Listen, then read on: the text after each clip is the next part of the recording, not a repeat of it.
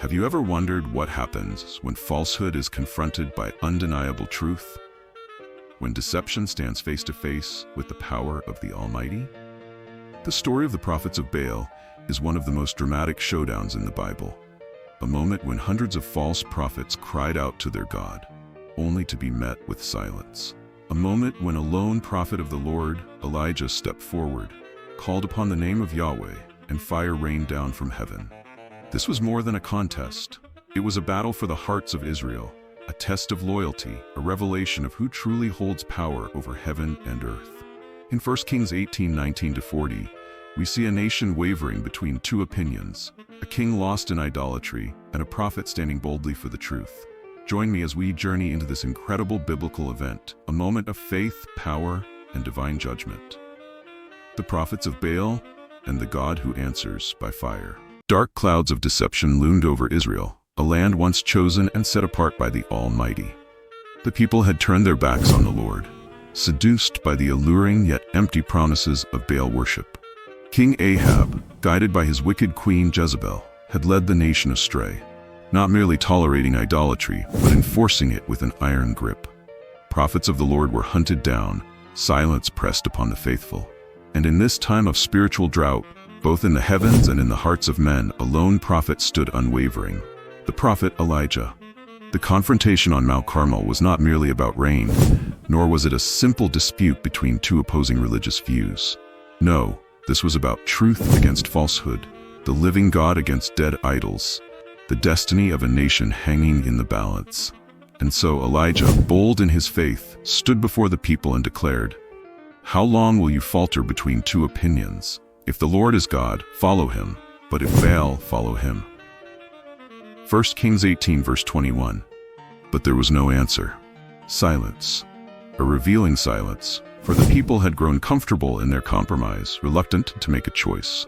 It is the same silence that echoes in hearts today when truth confronts convenience, when the call to righteousness meets the fear of rejection.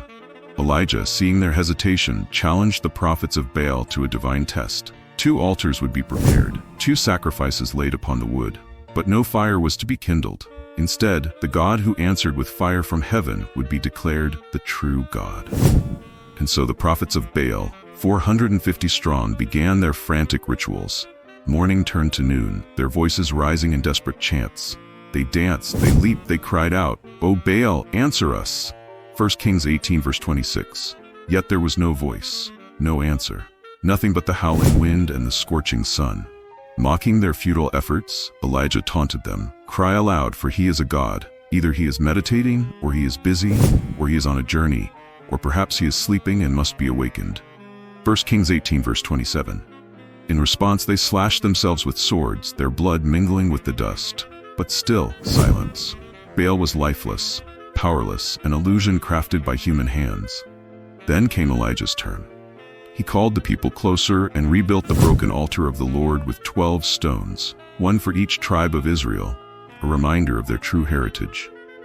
He dug a trench around it, laid the wood, placed the sacrifice, and then, in an act of absolute confidence, ordered that water be poured over the offering not once, not twice, but 3 times until it overflowed and filled the trench.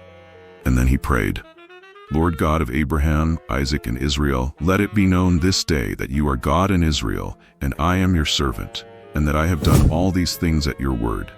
Hear me, O Lord, hear me, that this people may know that you are the Lord God, and that you have turned their hearts back to you again." 1 Kings 18, verse 36-37. The moment those words left his lips, fire fell from heaven, consuming not only the sacrifice but the wood, the stones, the dust. Even the water in the trench was licked up in an instant. The people fell on their faces, crying out, "The Lord, He is God, the Lord, He is God." 1 Kings 18, verse 39. Conviction swept through the crowd, the deception of Baal shattered before their eyes. And Elijah, seizing the moment, commanded that the false prophets be captured and executed, purging the land of their corrupt influence. This story is more than an ancient event.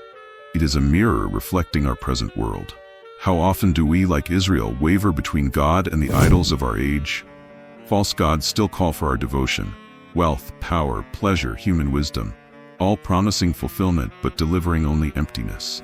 How long will we falter between two opinions? Elijah's prayer reminds us that revival begins not with grand gestures, but with a simple, sincere turning back to God. It is a reminder that no matter how far we have strayed, the Lord desires to turn our hearts back to Him. But we must choose. Are we calling on powerless gods to fix our broken lives, only to be met with silence?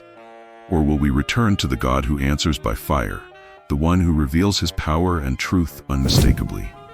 Let us be like Elijah, bold in our faith, standing firm, even when surrounded by opposition.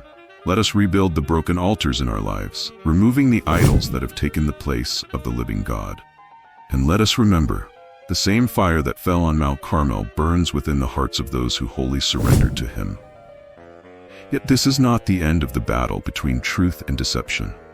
Throughout history, counterfeit power has sought to oppose the work of God. Just as the prophets of Baal were exposed, so too did another challenge arise in the days of Moses, when Pharaoh's magicians, Jannes and Jambres, opposed the truth with counterfeit miracles. But as we shall see, no deception can stand before the power of the Almighty. Join me as we uncover the next great confrontation between truth and illusion, the battle between Moses and Pharaoh's sorcerers in Egypt.